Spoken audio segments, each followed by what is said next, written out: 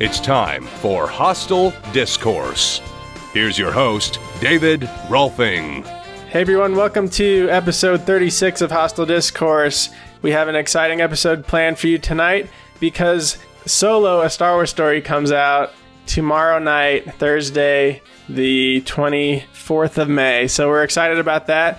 We're going to be talking about our expectations for the movie, and we have a few fun debate questions lined up, which are, which non-main character deserves a spin-off movie? Who gives the best performance in all of Star Wars? And we're also pitching a plot for episode 9. So whoever gives the best plot pitch wins that one. And then the fourth debate is a secret. I will reveal it at the time, but I don't want anybody to have any preparation for that one. So we'll see how that goes. But don't worry, we will not be talking about any spoilers or reviews for the movie. I think all of us have only seen the official trailers anyways, but yeah, we won't be spoiling anything for this weekend. Don't worry about that.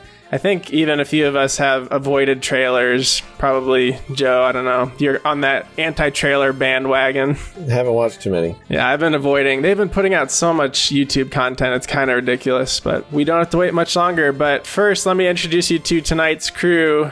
First, from Tulsa, Oklahoma, Jared Cozart. Hi, gang. And back again, Joe Kuiper from Oklahoma City. Hello. And returning guest from high demand from the Avengers episode, Tim Witham out of Salt Lake City. Hey, what's up? And why are you in Salt Lake City, Tim? For a Rocks conference. The usual. Rocks. Rock. Yeah, dude. Rock's rock, man. Music? Oh, no. As in the actual rocks out of the ground. Good old geology stuff. Oh, man. But you're going to listen to some rock and roll while you're there. Salt Lake City is the city of rock and roll, am I right? Yeah, absolutely, man. What kind of rocks make up the planet of Mustafar? Ooh, dude. Molten. Definitely igneous rocks for sure. Yeah, I'd say definitely some basalt for the majority, I'd say. Some similar action going on in Hawaii right now that happens on Mustafar. Oh my gosh, yeah. No, I could write a whole podcast about the insurance policies that some people have been trying to take out over there. That's true. I'm trying to go to Hawaii for my honeymoon, and I think it's going to be a good time to go. It's going to be cheap. There's poison gas everywhere. It's got cheap. Well, So actually, man, we're gonna get a good deal. definitely, dude. As long as you stay away from the Big Island, you should be good, and definitely experiencing some cheaper deals. Okay, well, there you go. Thank you, Tim. All right, well, let's get into our Solo, a Star Wars story talk. First, if you don't know, we stream live on YouTube. Welcome, Luke Cool for Gaming, one of our most dedicated viewers on YouTube. Welcome back, and feel free to comment as you listen. We like to interact with our audience. Yeah, but don't say anything dumb. Make fun of Joe. Yeah, too many hecklers last week. Jared. No. Yes. All right, Tim, let's start with you. What did you first think when they announced Solo, and what are your kind of overall expectations for the movie? Yeah, sure. So, I don't know. This was, if memory serves, this is one of the longest rumored spin-off movies. I think almost second only to maybe a Boba Fett movie. And I actually was pretty disappointed when they first announced this officially. I think it's a story that is almost too big to be told, if that makes sense. Certainly too big to be told properly, mainly because we've heard about the Kessel Run. We've heard about Han Solo's exploits as a smuggler. And I think it most likely will probably do the character a disservice to have all of this sort of mythos revealed, mainly because he's a cowboy type that kind of just wanders in off the horizon by the time A New Hope comes around when we first meet him. In terms of the order the movies have been released, I don't think this is going to be a good representation of his early character, but I actually have to admit that was my first thoughts. And then some of the trailers came out and I was like, okay, maybe this is going to be okay. And the most recent longer trailer I was actually pretty okay with. So I think it could be good, mainly because I think the supporting cast of Lando, played by Donald Glover, and then I guess this mentor figure, bounty hunter or something, or smuggler, played by Woody Harrelson. I think those guys might actually really be able to make the supporting cast pop.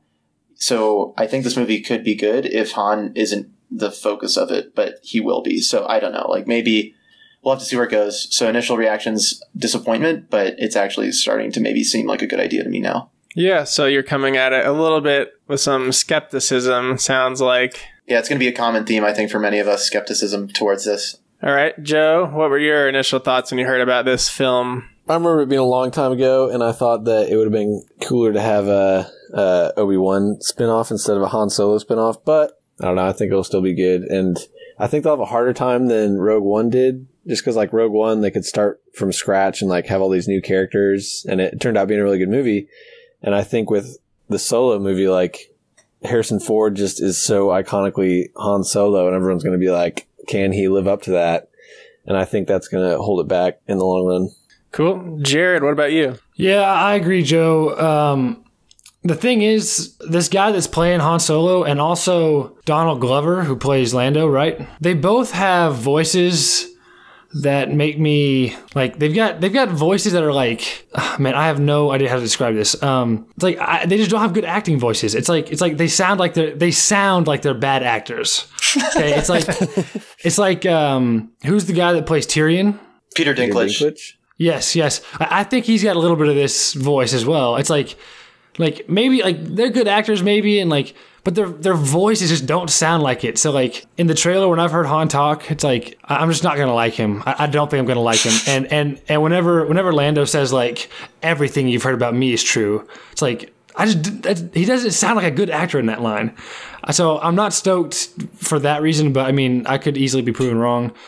We'll see. I did not notice Donald Glover's voice sounding weird. It didn't stand out to me. I did notice Alden Ehrenreich's voice. It's very like mumbly and quiet and just like, hi, I'm Han Solo. It's like, it's weird. It is a very weird voice, but you know, hopefully that doesn't dominate the performance overall. That's true. The voice, but it is definitely a huge part of acting. He's trying to have like that candid kind of like, I guess you could say, Tim said, like cowboy, just off the cuff, you know, sound to him. And at least in the trailers, from what I've heard, it doesn't sound like it's gonna do. I just don't think Han's gonna be that cool.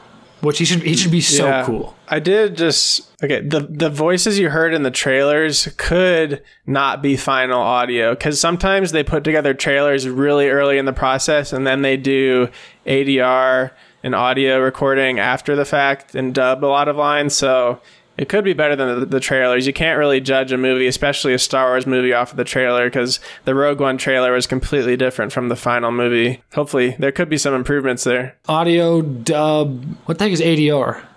It's automated dialogue replacement. Oh, that sounds lame. It's just watching yourself act and then, you know, re-recording your lines when your lips are moving. Oh, okay, basically. okay, yeah, that's fine. That's fine. Actually, Lord of the Rings did that in like 90% of their shots. Most movies do that in 90% of their shots, because the audio on set they get isn't good enough. Yeah. Did Lord of the Rings do that when Aragorn broke his foot, or did they use the real audio for that? They probably used the real audio pretty convincingly. When he kicked that helmet. I think they did. They used the audio from set, I'm pretty sure. They broke his other foot actually to get realistic audio when they were doing it in post. Do that again. Vigo, one can you more just take. break that other toe, please? Wait, but I think we should talk more about what Jared was saying. He raises a good point. Solo or any of these prequel Star Wars movies that are going to be dealing with previously established characters have two huge problems going for them. One, it's a writing problem. It's very difficult, I think, to recapture tone and the actual content of the script that was written, 30 years ago for the original trilogy. I know Lawrence Kasdan, I think, is still maybe around in some capacity to help with script, but I don't know if he touched this. But my point is, this man has aged 30 years. It's difficult to probably capture the spirit of maybe what he was thinking at the time. Second, so that's a problem with the writing. Two, the problem is getting the delivery correct. And I think Jared's hit it on both fronts. You have an issue where these actors, even if they have the best lines ever that sounded just like Han Solo lines, it'd be difficult for them to get the tone and delivery right. So I think that's going to be what this movie has really stacked against it before we even go into the theater. Yeah, I kind of agree. But I mean, I think that you said that this movie has a lot of potential to kind of like make the character of Han Solo worse, from the original movies, if they mess up the backstory. I feel like the character of Han Solo is very simple in the original trilogy, even in the newer ones. Like, he's that scruffy, mean, selfish, kind of, space cowboy, smuggler, or whatever.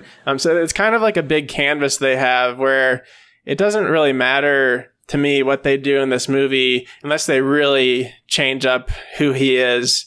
That I don't think it will negatively impact Han in 4 through 7. I don't know. I think they have they chose this character to start off with as the first spin-off backstory for a specific character, because I feel like they have a lot of room to work with Han Solo.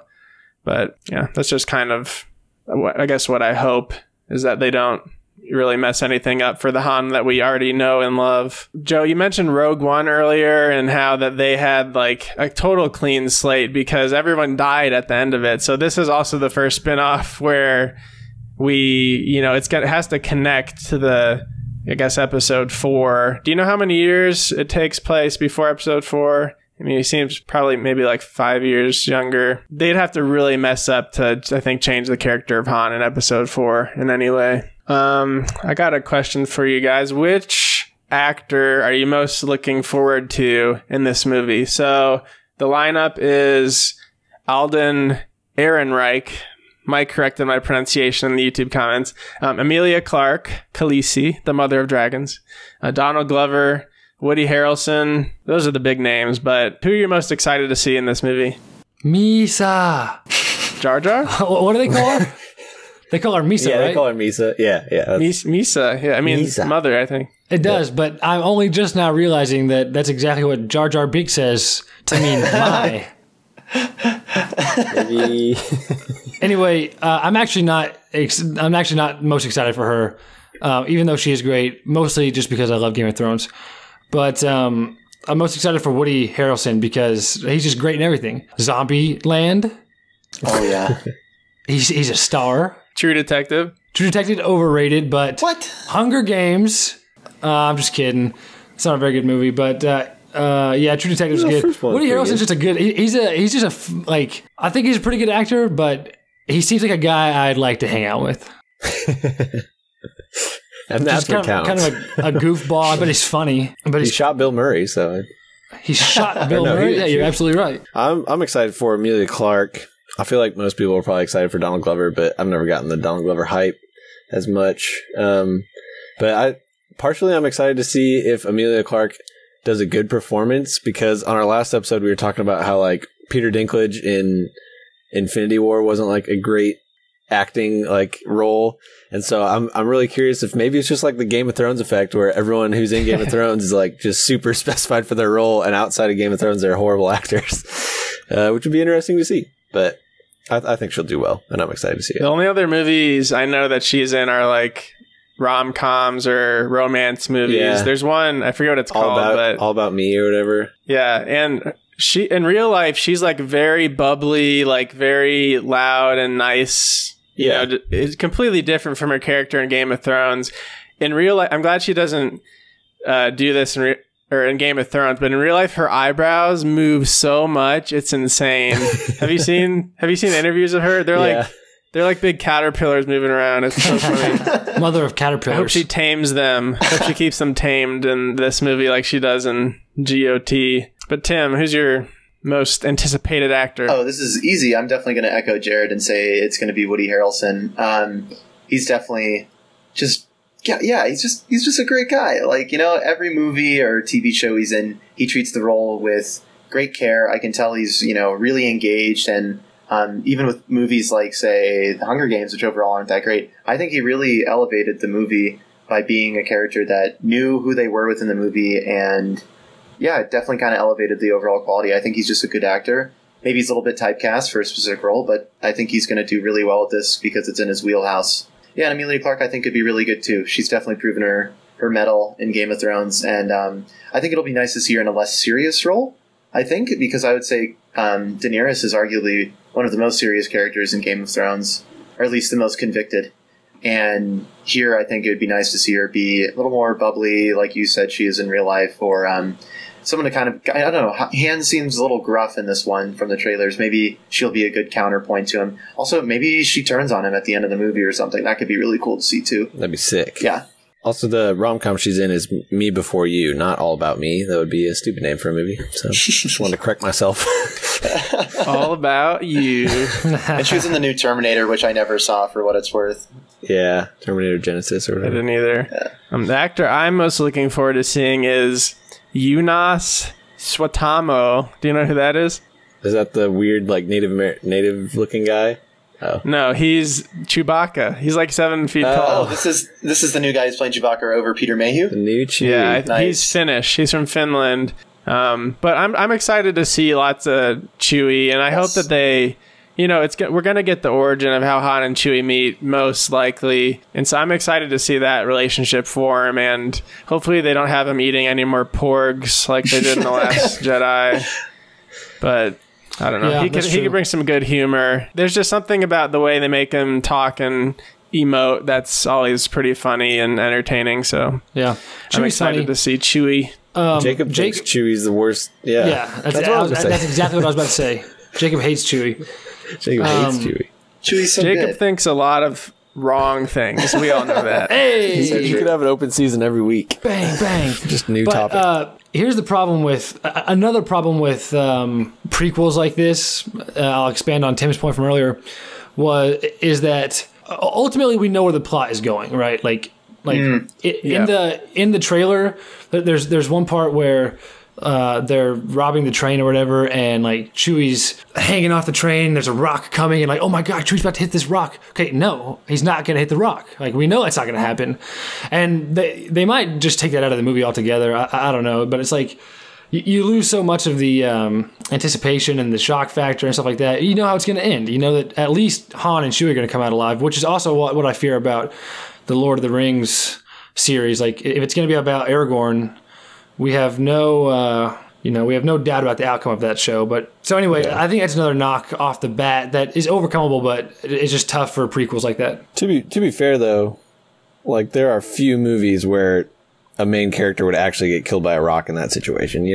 Like that's just like every movie you watch, they're like, oh no, is he gonna die? And like everyone knows he's not gonna die. That's true. And Game of Thrones is the only cinematic true. experience where characters actually get killed. They'll yes, kill anybody. I concede. But I also think that main characters should be killed way more often. Don't you guys agree?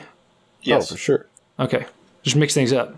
So what is the solution there? Because like Joe said he wants an Obi-Wan spinoff the most. Rogue One took place in between 3 and 4. We knew where that was going. They get the plans. So like what sort of movies could Disney pick to make that where there's more mystery? Is it just going to be in a completely different time period about completely new characters? Or, like how can they solve that problem? Or should the spinoffs just kind of be like fun movies like Han Solo where we know the outcome and it's going to be maybe even more comedic than the saga movies? What do you think?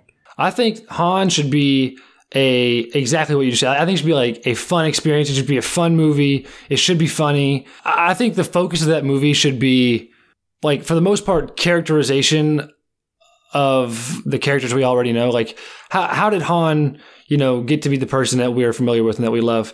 So, one of the things from the trailer that I think is interesting is, his line, I've got a really good feeling about this. It's like, what goes wrong? Like, we're going to see what makes him wiser in this movie to be more skeptical of their, dangerous endeavors, to where he has bad feelings in the future, where he's not so unrealistically optimistic or whatever. But I think to answer your question, there is a place for prequels. Like, prequels are fun. Like, they can be fun and stuff. But if you're going to solve that problem, it's got to be either after the fact, like 7, 8, 9, or something new. Or some Old Republic stuff. Oh, yeah. Cool. That's true. So one thing I wanted to point out is maybe these spin-off movies could be... You're right, this is a difficult thing doing a prequel at any time with previously established characters, but I think they could treat a lot of these spin-off movies as a way to atone or fill in gaps that have already existed within previous attempts at maybe making a good movie. For example, I'm looking at you, Clone Wars, or Attack of the Clones. Sorry, not Clone Wars. Mainly because, like, we're told in that movie at the very beginning when Anakin and Obi-Wan are on the elevator, and like, oh, remember that one time we like fought that, Kirat dragon or whatever, and they just like laugh about it like they're old pals. We're told, but not shown, these adventures that they both had, because by the time in the movies, the episode 2 and 3, Anakin is just this, whiny kid that doesn't really interact with Obi-Wan in a way that actually makes him seem like Obi-Wan would say in episode 4, and he was a good friend. Like, we don't get to see that. So I see these prequels and these spin-offs as an attempt to maybe we could have an Obi-Wan and Anakin in the Clone Wars kind of movie doing their own thing. You know, maybe they just have one mission. They just go on it. Sure, we know where the ending is, but it's maybe more about fleshing out their characters and getting some good interaction between them, even if we already know where they're going to end up. Yeah, I think that's probably kind of what they're trying to do. I mean, Rogue One was a different case, you know, because it was a big sacrifice. But yeah, I agree. With Rogue One too, I always thought it was funny. Like, it kind of added something to the movies that came after it. Because like, if you watch them in sequence and you watch Rogue One and then you go straight to Episode 4, it's hilarious because like Darth Vader boards their ship and he's like, "Where are the plans?" And she's like, "What are you talking about?" And she's like, "We literally just watched you like steal the plans. We know you have them." And it's just funny that it like changes that whole like interaction. But so I think prequels can have that effect for sure. I'm just a senator of the Galactic Republic. Yeah. Don't talk to me. He's like, "No, I watched your ship. We just saw. Like, you just got through that door with the plans." Yeah, it's pretty funny. I think that kind of covers our expectations. I'm excited about these debates, so I want to get to them. They're going to be really fun. But I'm seeing Solo tomorrow night, 7 p.m., the Alamo Draft House in Denver. Do you guys have your tickets yet, or do you know when you're going to be seeing it? Are you true fans or not?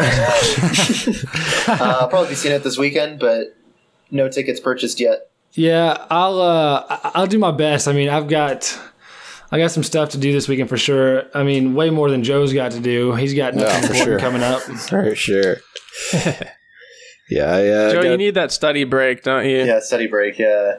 Shout out, I'd like to bring my mom to this movie. I think she might like it.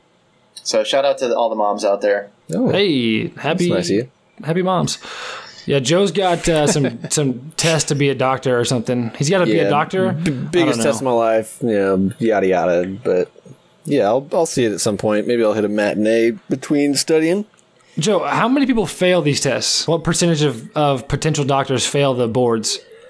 I don't know. At OU, it's like 1 or 2 a year out of a class size of like 140. So. Oh my gosh, that's because OU's making you guys baby doctors. That fail rate needs to be up about 70-80% if we're going to have any kind of good medicine in this country. It's not about failing the test. It's about the score you get determines what residencies you can do. Yeah, Joe wants to be a dermatologist. So if you want your neurosurgeons... You know what, Joe? I hope you fail. No. I hope you don't deserve to be a doctor. All right. Well, that'd be awful. I was going to say, for how many hours of Fortnite you played the past 4 months, you can see a 2-hour movie this weekend, I believe. That is true. Man, I've been playing pretty bad on Fortnite lately. I've been seeing you on. I need to invite you to my party sometime. Yeah, no, but the problem is I don't have headphones anymore. I don't have a mic anymore. All right, we'll save this discussion for our Battle Royale episode in about 3 weeks, where Jacob gives his ridiculous opinion on Fortnite, but I digress. All right, it's time for the debates.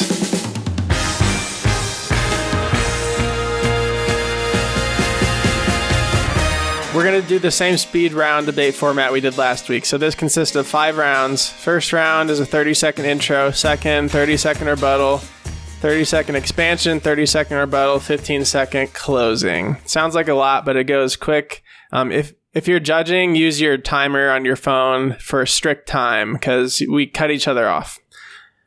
Or you should, as the judge, unless you want to be very nice, but I do not suggest it. All right, debate number 1. I am judging this. Which non-main character deserves a spinoff? I'll go in the order I see on my screen. First round, 30-second intro. Jared, are you ready? I'm ready. All right. I'll start the timer when you start talking. Count Dooku should get his own spinoff. And he would be the best because he was a good guy. He became a bad guy. There's so much room for characterization. Not only that, from the time we get to see him in the movies that we do, he's somewhat morally ambiguous. He almost hates that he's fighting his old friends. There's so much room for characterization, which is the most important part of movies. Good characterization and good characters. He fits it perfectly. All right. Joe, 30-second intro. Obviously, it's got to be what Tim already referenced in the opening little section, is that Boba Fett needs his own standalone movie. He's such a cool character. has a huge following, and like ever since 4, 5, and 6 came out, everyone was like, "Oh man, Boba Fett looks so cool." And he could really stand to be fleshed out more and see what the bounty hunter life is like in the galaxy of Star Wars. All right, 10 seconds short. That's all right. Tim, ready when you are. Okay, I'm going to be arguing for Captain Rex, mainly because he's a great clone trooper who has a good command of his squad.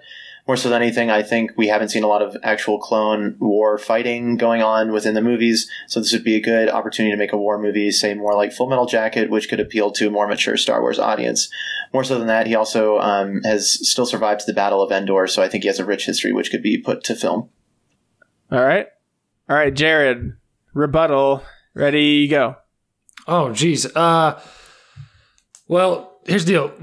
Joe just picked a character that everybody thinks is cool while providing no reason to think it would be a good movie. Like he didn't give any kind of cinematic, things that are good for a movie, right? He just picked a cool character. That's not enough. Tim, your guy's way too fringe. No one even cares about him. Who is this guy? I know who he is. I've seen him. But no one else does, right? He's not that cool. He's not cool Time.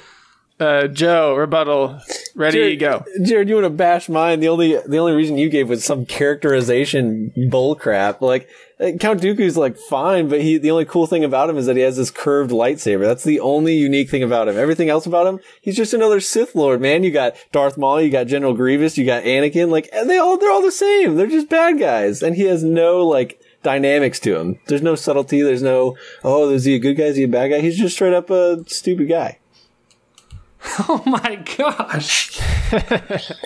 One-sided, boring. Tim, rebuttals, ready, go.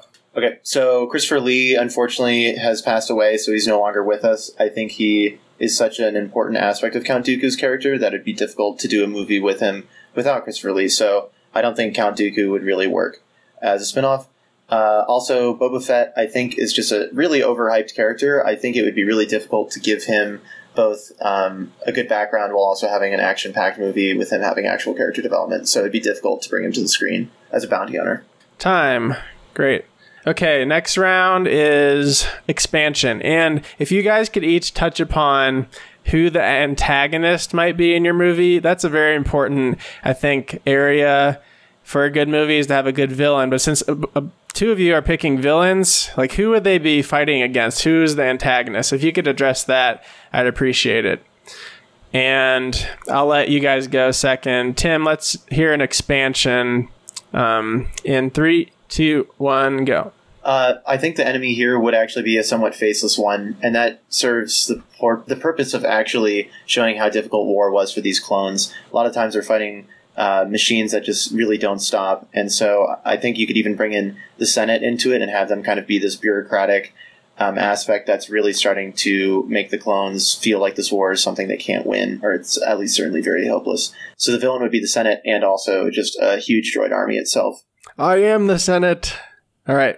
Joe, expansion. 3, 2, 1, go. So Boba Fett would make a great character. I mean, they're already making a Han Solo spinoff, which is about smugglers, but what's cooler than smugglers is people hunting down the most villainous people in the galaxy. He would be going out, like, arresting people that have done super evil things against the Empire or super good things against the Empire. And at the end of the day, like, we have him as a kid, and his dad gets his head cut off by Mace Windu, so part of the villains in his could be the Jedi. Like, I'm sure he would be a part in just hunting down and exterminating Jedi, which could make for a pretty interesting movie. Time. God, he would be so lame if his name was Mace Windu. Did I say window? Mace Window Pane. He did get thrown out of a window, so. That's true. Okay, Jared. 3, 2, 1, go. Okay. As I said earlier, the morally ambiguous kind of fall out of the light to the dark character is one of the most interesting and has the most room for characterization out of probably any archetype that exists. Okay, because what a arc of beliefs or conviction or whatever. Okay, like Thanos, the morally ambiguous, we all love him. An example of another great one. The villain is not probably going to be. No. No way. Gotta be quicker than that. Sorry, I've got a conclusion. I got more time, baby. Ooh. You got a rebuttal right now. 3, 2, 1, go, Jared.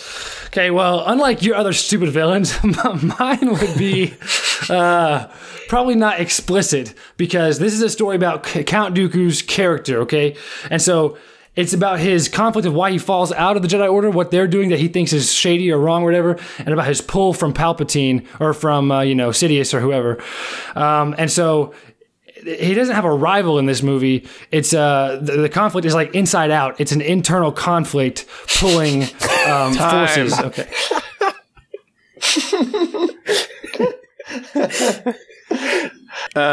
Joe, 3, 2, 1, rebut. Jared, you want me to sit there and watch a movie about the inside of Count Dooku's head while he like wrestles with his inner anger? Like, that sounds like a horrible movie. You don't even have a villain to fight against. And with Tim's, we haven't really talked much about it, but at the end of the day, like, there's a whole Clone Wars TV series, and whether or not it's canon, if you want to see Rex, you can go watch hours upon hours of TV involving him and like his leadership roles and all that. So I don't know if he really needs his own movie. All right. Tim, rebuttals in 3, 2, 1, go. So I think the biggest issue with Boba Fett is if he's going, I think any movie needs conflict to actually make it engaging for the audience. And because Boba Fett is this legendary top of the heap bounty hunter, by having him go up against someone who actually gives him a challenge to create conflict means that this movie would not be true to his character and would make it pretty boring, I think, ultimately, because we know he's going to win in the end. Beyond that, I also think it's really dumb that Jared didn't say the Jedi should be the people that Count Dooku would really be going up against, and those would be the villains. So I think, yeah, it's just, you can't even see through your own movie. All right, time. It's time for 15-second closing. Let's start with Joe. 3, 2, 1, go. Seeing Boba Fett on the big screen would be a huge fan service. Everybody loves him. And even if he's fighting Jedi, if he's fighting random thug villains, it'd be amazing to see him jetpacking around, shooting flames at people. And he has a character that needs to be developed more because he doesn't have a lot of speaking roles in the 4, 5, and 6. Time. All right, Jared, closing in 3, 2, 1, go. Characterization is the most important part of a movie. Mine has the most potential for it. Conflict is the second most important part of the movie. And although my villain is not his rival, there will be plenty of conflict. Okay? Done. Time. All right, Tim, 3, 2, 1, go. So by having a movie about clone troopers that's much more mature and gritty, I think it can actually speak better to a more mature and aging Star Wars audience that is really craving something that speaks to maybe slightly more adult tones. Time for my judgment. I think my antagonist question definitely turned the tides a little bit. Oh, please, no. Pick a person to fight against, Jared. Every movie has a person to fight against. This one is going to be refreshing because he doesn't have a rival. I'll give you that Christopher Lee's voice narrating his internal conflict would be good, but I didn't think you argued it that well. I'm giving you third place in this debate. Ooh. I call bullshit. Cut it out of the podcast. I'm sorry. Star Wars sound. I think Tim and Joe, you both answered my question very well. I think, Joe, it would be really cool to have other bounty hunters be the villain. I think, Tim, you said that there isn't really like a upfront single character villain because they're fighting in a war and the war itself is the villain or the Senate who's causing the war. So I like that as well. But I think overall, Tim, you had the most convincing argument for a movie I really want to see. And I think that, like, you mentioned it being for an older audience to being like a gritty war movie. And Joe, you threw around words like really cool and jetpack and fire and stuff. It just didn't really catch me as much as Tim's pitch did. So Tim, you win this debate. Congrats. Thank you. I'd like to thank everyone who helped me get here today. Whatever, Tim. Jared, I just want to say, when you brought up Inside Out, it'd be hilarious to have like a super serious Star Wars movie, and then all of a sudden, like, it just zooms in on Count Dooku's head, and it's like inside, and it's the Inside Out cast, and they're all like sitting there running controls. That would be hilarious, dude. What a plot twist. And you see like joy and anger have a lightsaber battle within his head. Okay, you know what? Oh, that'd be funny. Oh my gosh. I actually want to watch this movie now. That's what I should have argued for. A children's movie about Count Dooku Inside Out style. No. That would be genius. And they have lightsaber battles inside his head, and anger always wins. Debate number 2. Who gives the best acting performance in any Star Wars movie? Jared's the judge. Same format. Jared, I'll hand it over to you. Okay. All right. 30-second opening statements about who gives the best performance, acting performance. Tim, reigning champ. When you start, I'll start. Okie doke. So my argument is going to be for Ewan McGregor, who played Obi-Wan in the prequels, mainly because I think he has a really memorable aspect and one of the most favorably looked upon parts of the prequels. Beyond that, his line delivery has withstood the test of time, mainly in the form of prequel memes. So clearly he did it correctly the first time, and I think he has the best performance overall. Okay. Who got... Oh, yeah, Big D judge. All right, so Joe, when you start, I start. Having Jared as the judge of this debate means that I'm guaranteed to get last place. So during the course of this argument, I'm going to convince you, the audience, why Mark Hamill is the best actor in Star Wars. It all starts with, I wanted to go to Tashi Station to pick up some power converters. Like, he starts out as the whiniest character in the whole series, and yet that's what he needed to be to embody his whole rise to becoming this great Jedi Master. And I think that his acting kind of carried that role, and it made Luke Skywalker as iconic as he is. And it carries over into the later movies. Big D, when you start, I start. All right. Ian McDiarmid. He plays Emperor Palpatine, Sheev Palpatine, as some might call him. He is the best actor in all of Star Wars. He actually was in Empire Strikes Back, Return of the Jedi, and episodes 1 through 3 as well. He just does a very good job of playing the normal Sheev and the completely evil and demented Palpatine. And I think he does a great job of contrasting those two and pulls off a great character who has some of the best scenes in all of Star Wars. That was perfect timing. That was exactly 30 seconds. Well done. 30-second rebuttal? Yep. Okay. They're all 30 besides the closing. Okay. All right. Well, Big D, you start. Okay. These other two actors, Ian McGregor, Mark Hamill, they're all right. They just do not stand out like Ian McDiarmid's performance does. Mark Hamill, Joe, I think that was probably the worst line to quote Mark Hamill. He's kind of unlikable, and as the protagonist for Star Wars, you really want that character to be likable. I know he changes throughout the movies, but in A New Hope, he's pretty annoying. Okay, very good. Joe, you're next. I mean, Luke needs to be that. He has to start out low and unlikable at first and build on that, and character development's a huge part. And I think like with Ian McGregor, he doesn't have that character development. Like, he starts out as kind of a rash Jedi at the beginning, but he just doesn't carry like the emotional weight, and he's not the main character, so he just can't carry the role as much as Mark Hamill did with 4, 5, and 6, and on into his later movies. Because, yeah, I mean, Ewan McGregor is just kind of like, oh, he's the Jedi, and he like does nice things, and he's really charismatic, but at the end of the day, the impact. Tim. Is there. Okay, first of all, I think Palpatine's actor is just not that great because we already know who Palpatine ends up being by the end, and he just comes across as the most obvious bad good guy I've ever seen on screen in any movie. So he just doesn't carry that role well enough. And then also in regards to Joe's point about Luke, he fluctuates wildly all the way up until The Last Jedi, where I still can't reconcile his character and his acting with who he was very early on in 4 and later in 9. Okay. Episode 9, you can see into the future? I mean, 8. Wow, Tim is a Jedi. Yep. Meets a Jedi. Next is expansions, and I choose Big D. No. I choose Joe. Yeah, Luke's role in 7 and 8, like, a lot of people might not like it and hate the direction, but at the end of the day, that's not Mark Hamill's doing, that's the script. And I think the testament that I'm trying to make is that Mark Hamill still does a great job in acting in those roles. He accepts where the character's going, and he really, like, he's the most convincing actor in 7 and 8, I would say. I mean, like, Finn and Rey even, like, yeah, they're fine, but, like, at least Luke really delivered on, like, the emotional roles and being the wise Jedi that he needed to be. And at the end of the day, he fulfilled the role that he was given, whether or not he liked it. Tim.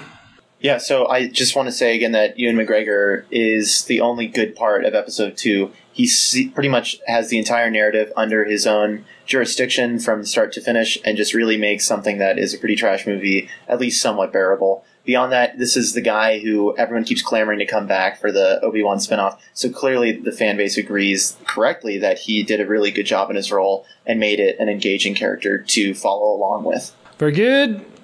And Big D. Have you heard the tragedy of Darth Plagueis the Wise? This is one of the best scenes in all of Star Wars, acted perfectly by Ian McDiarmid. He is a believable Sheev, good, nice Palpatine. I don't think you're right, Tim. I think that his relationship with Anakin is very strong, that he seduces Anakin, and that's one of the strongest parts of the prequels, and especially Episode 3, which some people would argue is better than at least one of the original trilogy, Episode 3. And that relationship with them and that downfall of Anakin, people know... Stop, blah, blah, blah, blah, blah, blah. Not listening. Okay. Is that it? Now, rebuttals again? Rebuttals, then closing. Okay. How about Tim? You can rebut first.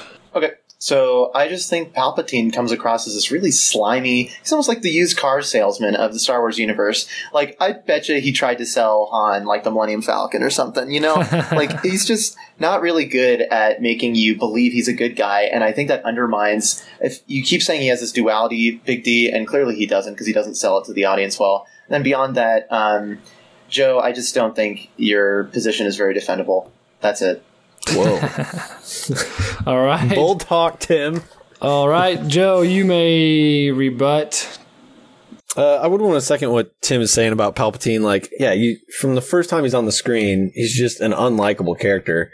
And, like, I think he would have carried a lot more to that role if he would have been, like, at least semi-believable and, like, convinced people that, hey, maybe this guy's a good guy. And then, oh, no, he betrayed everyone. Like, if the smartest people in the world, the Jedi, couldn't see that, then I guess they're more blind than the audience was. And with Ian McGregor, again, he's not the central part of the movie like Luke is, and I think they both do a good job acting, but Luke's role is just so much more impactful for the series as a whole. Stop. And Big D, begin.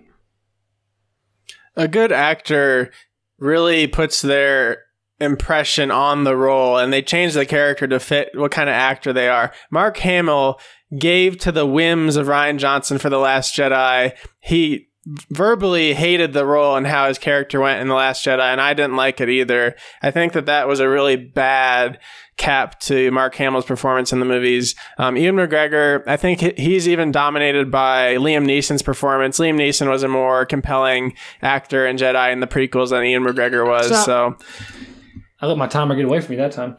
Okay, 15 seconds for closing statements. Who wants to go first? I can. Oh, okay, Tim.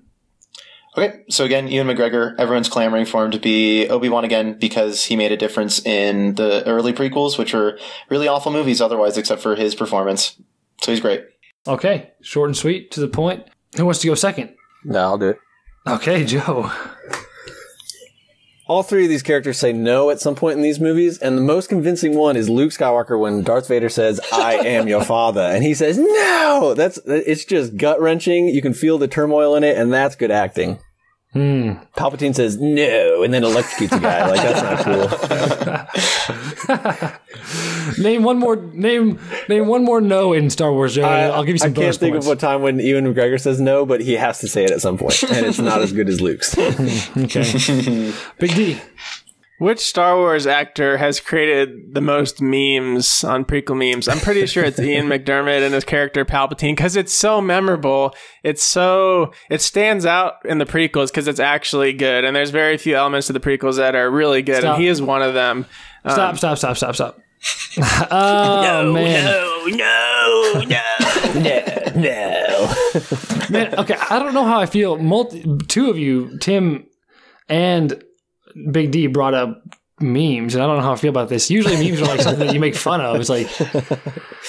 yeah, Luke's not a meme. But humor comes from a point of truth. Memes are currency. What the hell does that mean? What are you talking about? Bitcoin of the future. Currency of the future, bro. Decentralized applications. Oh my God, dude, Big D's lost his mind. All right, go drink some water. We'll tell you what the results are after this break. Okay, Big D's back. He's feeling better, and I have my results. Jared, I feel like you weren't even listening to my argument, so if you're going to give me third, just do it now. Okay, Joe, I give you third place. What? Do it. Oh, my So this is you put me in a tough spot here because it's like by calling me out for saying I'm going to give you third place. It's like, well, if I do, then I'm just being you look bad. An a-hole. If I don't, then your reverse psychology has worked on me. So what do? Well, guess what? I'm unbiased. I judge by the arguments. You're sucked. Okay, third place. Mine is good. I like the no argument at the end. I mean, it was all right. It was like your impression was pretty good, I guess. If you could have given me a third no from Ewan McGregor, would have won it. I would have really considered you. Oh man. Okay, Jared, the winner. did you take into consideration my rebuttal about Mark Hamill giving into the whims of Rian Johnson? I took that into consideration. I have, and he had no choice though. I don't think that speaks to his act. That does not speak to his performance. You know what I mean? So I don't put too much weight in that at all. But anyway, it comes down to Ewan McGregor and Ian McDermott. Is that his name? Too many Ians. Yeah, McDermott. Okay. Convincing arguments. Tim, I liked your redeeming part of the prequels argument. I can relate to that. I think it's true in a lot of ways. Big D, I liked your, playing two roles and doing it well and all that stuff. Ultimately, that's what convinced me. So Ian McDermott is the winner. Big D, you're the winner. I am the Senate. No. Thank you. Yeah, that was hard. Obviously, those are all great performances. I love Ewan McGregor too, so that he was definitely my, would have been an even choice for me between those two. But I really do like Palpatine's performance. It's pretty sweet. There's no doubt in my mind that Obi-Wan is like, he's by far my favorite character in the prequels, and and my favorite actor too. But judging ain't easy, pimping ain't easy, judging ain't easy. Well, Joe, you almost chose Carrie Fisher until I said you have to take in consideration every movie she's in. 7 and 8 would have really ruined it for me. Yeah. As it did with Mark Hamill, honestly. All right, let's move on to debate number 3. So this time we are pitching a plot for episode 9, and Joe is the judge. I'm going to change the format a little bit. So we're going to do however long your plot is, you can read it, and then we're just going to do rebuttal, expansion, closing. So we'll cut out one rebuttal section, all right? Yep. Well, yeah, I'll go left to right on my screen as well. So we'll start with Jared. Give me your plot. Episode 9. We can spend a lot of time. Movies are long. So details aren't that important here. What matters is, how it ends up. So I'm going to go over how it ends up. Ultimately, Kylo kills Leia and eventually kills Finn. And he does this while wiping out the vast majority of the surviving resistance, basically ending it. Imagine the power of the First Order being completely unleashed on the small resistance left and the characters that we've become familiar with. Well, Rey is devastated, to say the least, and enraged. And fueled by hate, she confronts Kylo Ren. She defeats him in dominating fashion. It's not even a very close fight. She kicks his ass, pardon me. And thus, the First Order is defeated. But Rey loses herself in the process. She is engulfed by hate and now guilt that she's done this. Overwhelmed by those terrible emotions, and motivated by her need for a family, of which she now has absolutely none. Everyone she loves has been destroyed. She eventually destroys herself, takes her own life. And this leaves the galaxy completely in balance. No Sith, no Jedi. Opens the door for the world we relate to today, devoid of the two. What the heck? Okay. Darkest Disney movie ever made. All right, well, we'll go on to David next. 10 years later, Okay, that's pretty key because the other first two movies, wow. were right back to back. 10 years later, General Hux rules the First Order, having thrown out Kylo Ren after the power shift at the end of Episode 8. Outside of the First Order, Kylo Ren leads the Knights of Ren as they train and become more powerful in the dark side. Leia is dead due to losing Luke and Han and everyone she loves due to a broken heart, just like her mother. Rey helps lead the revived Jedi School of Luke, training younglings with the help of Ghost, Luke, Obi-Wan, Yoda, and Anakin, with the new idea that anyone can learn to use the Force from Broom Kid in Episode 8. Finn has acquired Force powers and has had a baby with Rose. This will take Rose out of the movie because she's busy taking care of the kids, so we don't have to worry about seeing any more of her. Yes. Rey and Kylo still feel a pull from each other and regularly connect through the Force despite Snoke's death. That was a lie from him in Episode 8. Power-crazy Hux has continued to subjugate and destroy planets and cities under his evil rule. Rey and Kylo agree that it will take both of their parties to defeat Hux's armies. Before the epic last battle at First Order headquarters on some planet, the Resistance acquires the help of Lando Calrissian along with his hired crew of bounty hunters, and they head into battle. And this is a battle with the Knights of Ren fighting with the Resistance. After the battle, the First Order is defeated, but with massive casualties.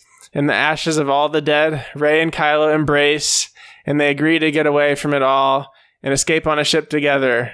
The end. Oh my gosh.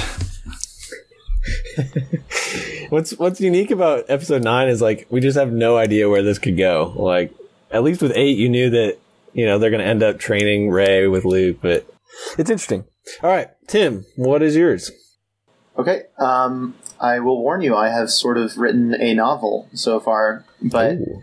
I will keep it to a minimum. Keep it under 100 pages. Yes. So 6 months have passed since Episode 8. Leia has died of old age. Opening scene depicts a group funeral for Leia, Han, and Luke. Finn, Poe, and the rest of the scrambled resistance forces are still present, however Rey is strangely absent. Kylo Ren quickly attacks, and the resistance members flee, forced with no other option. Kylo has a moment alone as he looks somberly at Han's empty grave. He drops in the golden dice that once hung in the cockpit of the Millennium Falcon, and that Luke left for him at the end of Episode 8. End scene. Cut to a hooded figure making their way through a labyrinth of tunnels and passageways, deep underground. Luminous glowing crystals line the walls. The figure grabs a crystal that dangles in front of them and begins to assemble a lightsaber with the power of the Force. This figure activates one end, and it is green. However, after a momentary pause, they flip it around and activate the other end, revealing a cool, warming blue. Rey has used Anakin and Luke's Kuiper crystal, as well as her own new one, to manufacture a two-bladed lightsaber. Time passes. Kylo has taken over the First Order and used it to infiltrate all of galactic politics. Hux is present here and has been completely relegated to being someone that is ruling the political side of their regime.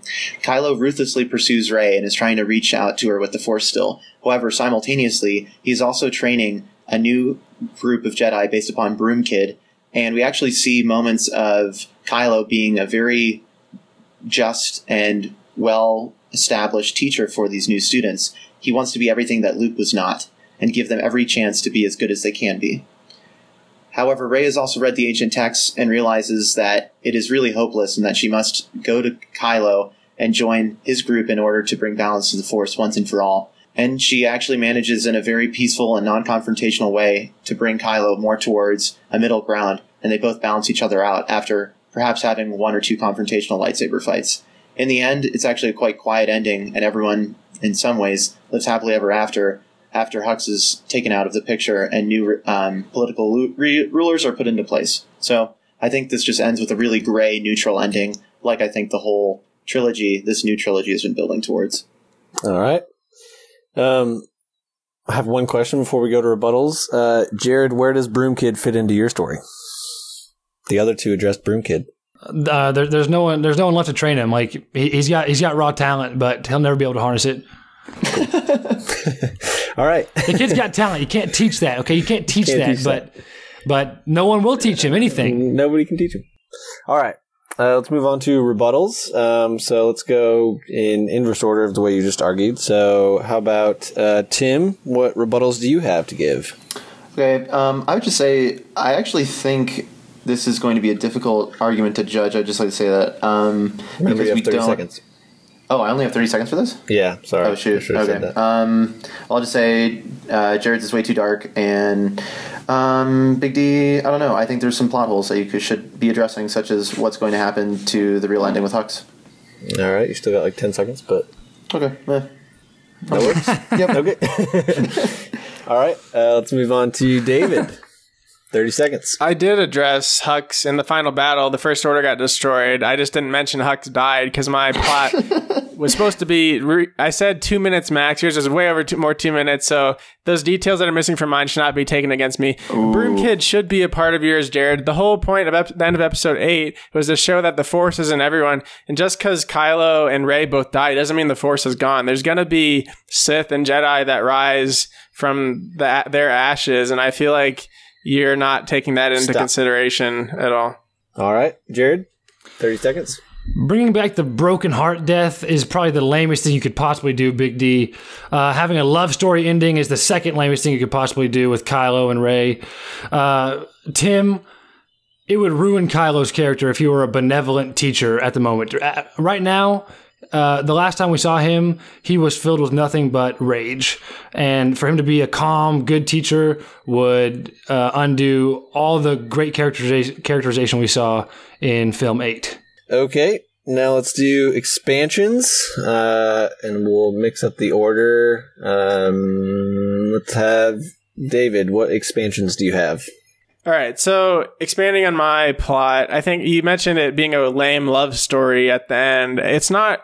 Yeah, they've shown that they have an attraction towards each other in episodes 7 and 8. And I think them leaving together, it's not a lame love story. It's like it's a mystery to continue the next trilogy. Like, maybe they have some kids. They're pretty much going to both be gray Jedi at that point. The good was fighting with the bad, and you don't really know what side they're on. Kind of like that moment when Rey refuses to go with Kylo in episode 8.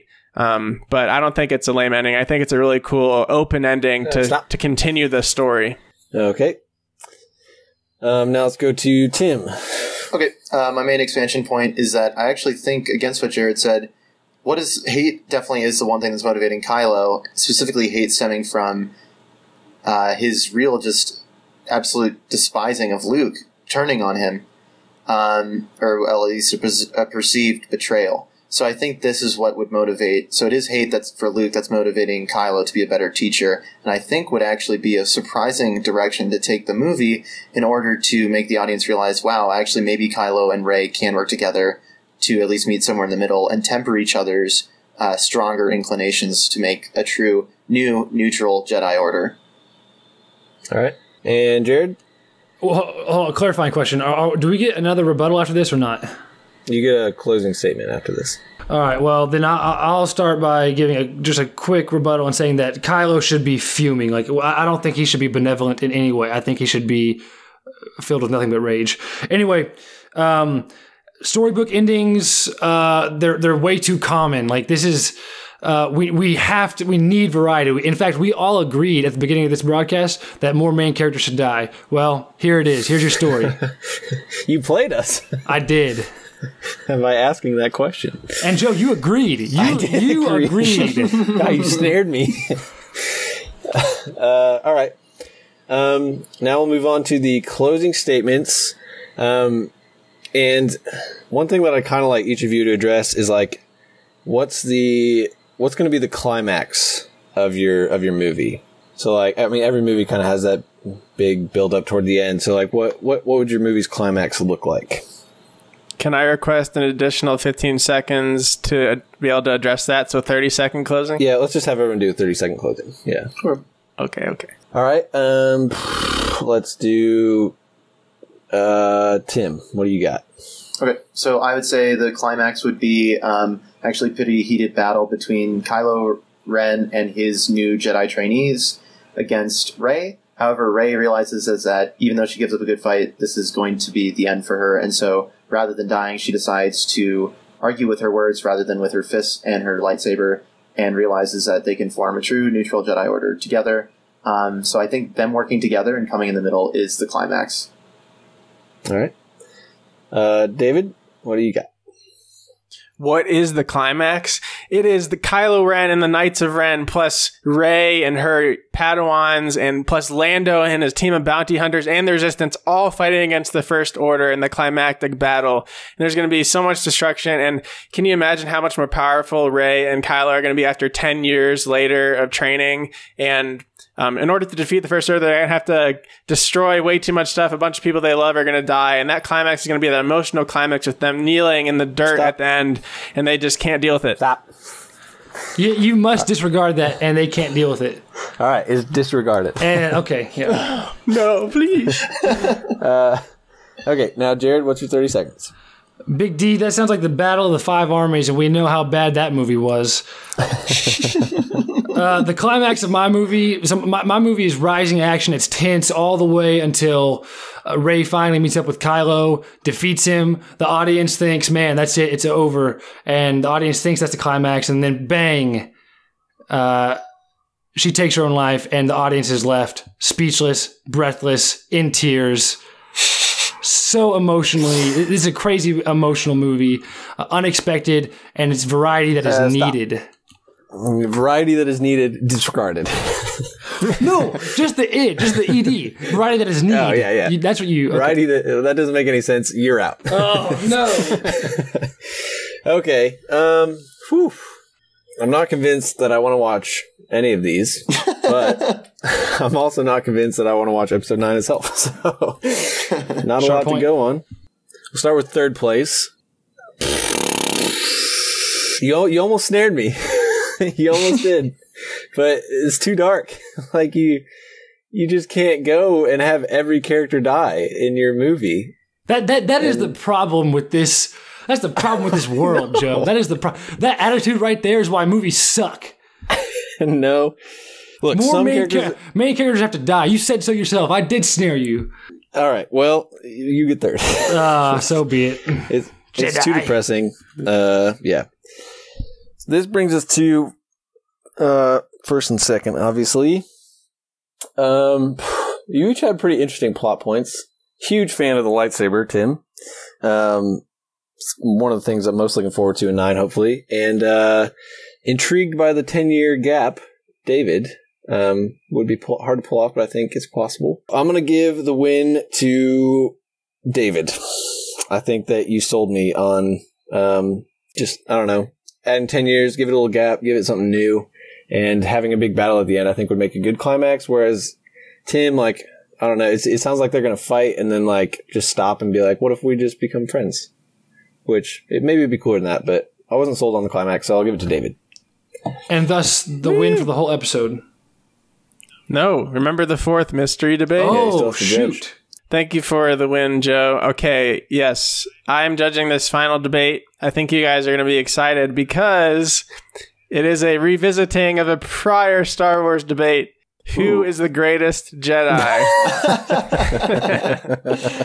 Here it comes. Oh, yikes. So I think I know who each of you will pick. Hey, can I argue for Mace Windu instead of Mace Windu? So, Tim, can I ask you, who would you pick for this debate, real quick? Greatest Jedi ever. It's probably Yoda. All right, good. It's different from them. All right. So I know what you two are picking.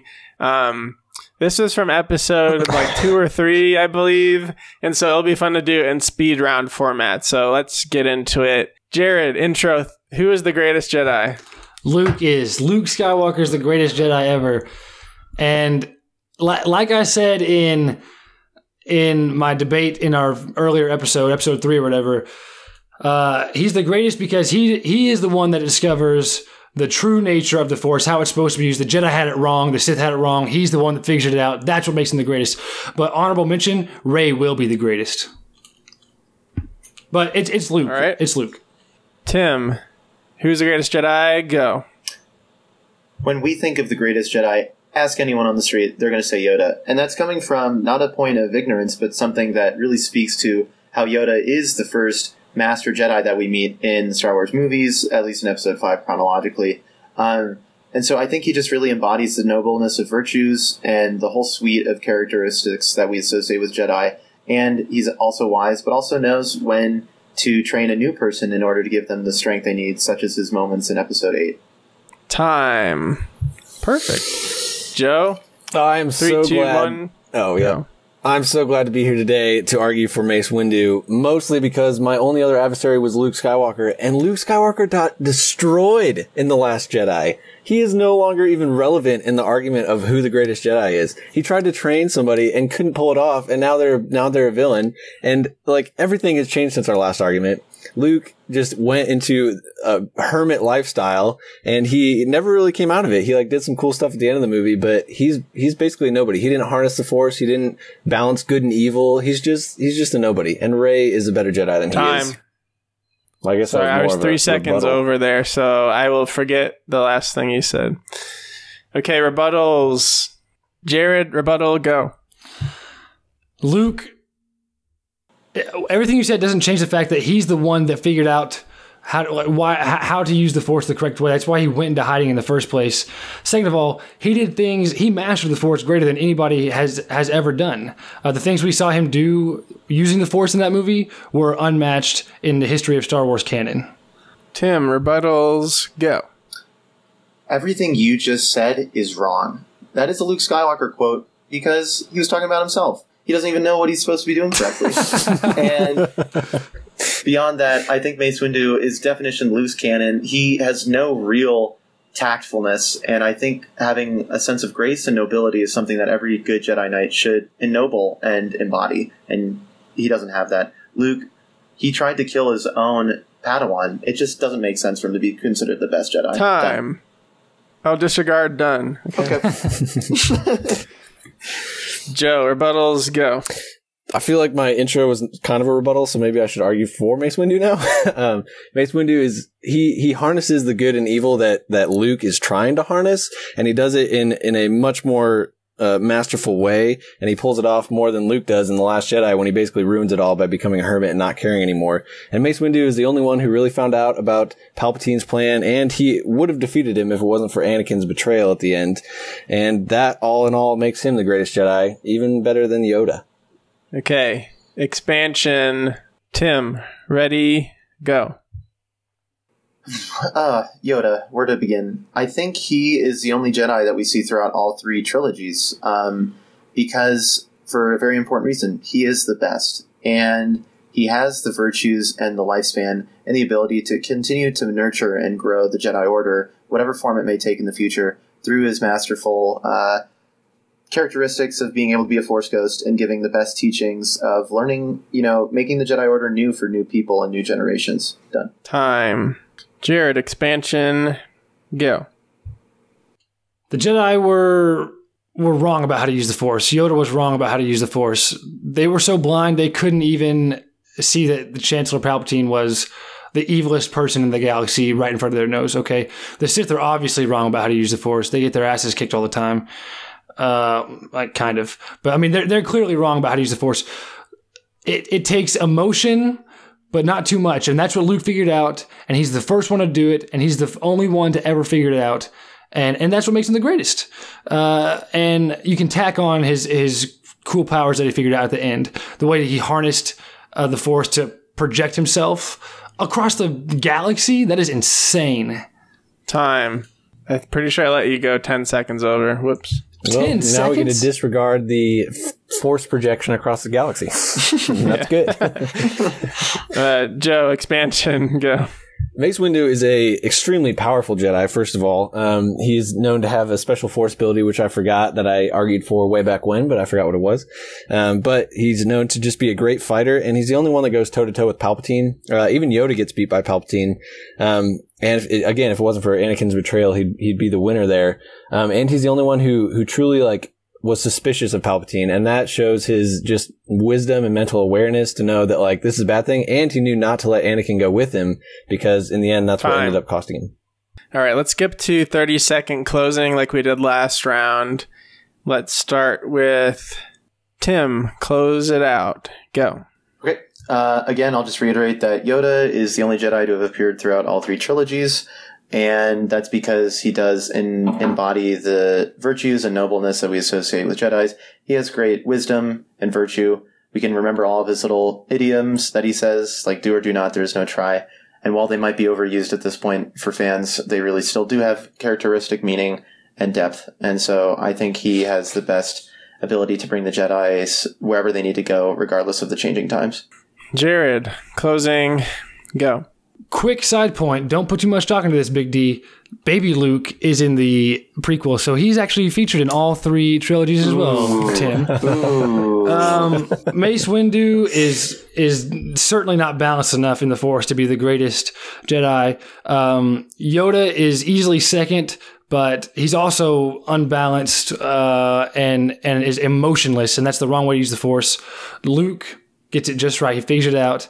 And time. Joe, closing, go. Luke has become a sham thanks to The Last Jedi. Even Mark Hamill recognized it when he talked about it. When it comes to Yoda, though, you have someone who's supposed to be super wise and yet is wrong so much. Like, he is the one who tried to tell Luke not to go to Bespin, and it ended up working out for him, and it ended up being a great idea. And he's just constantly wrong. He didn't know Palpatine was the bad guy. He got betrayed there. He's supposed to be so wise and yet fails so often. And the only one that really understood what Palpatine was doing was Mace Windu. This is close. I wouldn't pick any of these Jedi as the greatest. As you know, I picked Qui-Gon in our previous debate session. I think all of you pointed out bad decisions in the other Jedi, so obviously the greatest Jedi isn't perfect. Mace Windu didn't make any bad decisions. I mean, whatever. I can't participate in the debate. I think that the points against Luke and the failure with Kylo in Episode 8 is definitely a big negative for him. I think that, Tim, you made great points on Yoda being there to continue the Jedi on and throughout all 3 trilogies. And Joe, I think that you had the weakest argument. I'm giving you third. Ouch. There's no way Luke is a better Jedi than Mace Windu anymore. Bro, you take that back. And they're really based on all the rebuttals and not much bad said against Yoda. I'm giving Tim the win for this debate. Yeehaw. Sorry, Jared. He's okay. Hey, so also, puts... Joe, hold on. No, I did want to say one thing. Joe said at the end in his ending statement that Yoda failed. Yeah, that's exactly what he says to Luke in Episode 8. Like, he realizes that failure is an intrinsic part of learning and being a Jedi, and he's the only one who accepted it. So, come on, man. And Yoda had to die to learn that. And Mace Windu knew it before he died. Nope. Mace Windu died because he didn't see the evilness of forming an Anakin. Mace Windu was the dumbest Jedi that's ever existed. Mace Windu died because he believed in Anakin and tried to give him a chance, and it backfired. No, he did not. Yeah, he did. Dude, you just contradicted yourself. He said he knowingly left him at home because he knew he couldn't trust him. Yeah, because he knew that, like, if Anakin showed up, it'd be bad. And but he believed in him to show up. Well, when Anakin did show up, he still gave him the benefit of the doubt. Was like, no, Anakin's a good guy. He'll let me kill Palpatine, which needed to be done. He had no choice. He was double teamed. And by the way, Palpatine was totally in control. He was waiting for Anakin to show up. That's a fair point. He was totally in control. But nobody brought that up. All right. Well, that puts it at 2-2 for me and Tim. Unfortunately, we don't have time to do trivia tonight, but we will be back next week to discuss our thoughts and our review of Solo, A Star Wars Story. So we're excited to get back to you quickly with our thoughts on the movie. And maybe we can throw in some trivia to settle that, Tim, next week. Well, all right. All right. Well, thank you, Tim, for coming back. We appreciate your guest appearance once again. Well, I look forward to winning next week. Thank you. Oh, whoa. As do I. All right. And thanks, Joe and Jared, as always. Always a pleasure. The audience knows, and they will rise up. in the iTunes review comments once again. All right, we'll see you next week. Bye-bye. Bye. Bye. So long. Thanks for listening to Hostel Discourse. Subscribe and leave us a review on iTunes, Google Play, or Stitcher. And check out our other social media accounts linked in the show notes. Join us next time for more inexhaustible debate over the most questionable of topics.